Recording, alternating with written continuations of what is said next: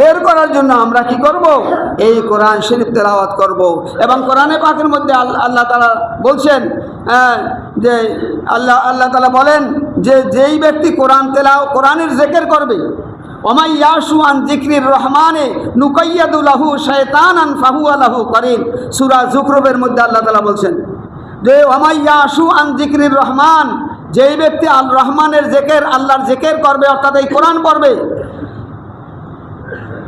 সেই ব্যক্তির উপর আল্লাহর রহমত নাযিল হবে।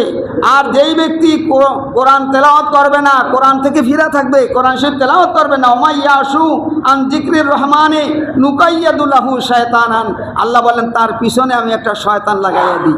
ফাহুয়া লাহু করিন, সেই শয়তান তার সাথে সবসময় অবস্থান করতে থাকে।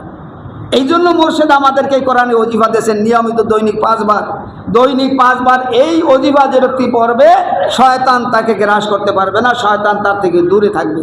সেই জন্য ভাইজান আমরা কোরআন শরীফের ওজিফা নিয়মিত পড়ব এবং নিয়মিত আমরা দৈনিক কমপক্ষে একটা আয়াত হইলেও কোরআনের তেলাওয়াত করব।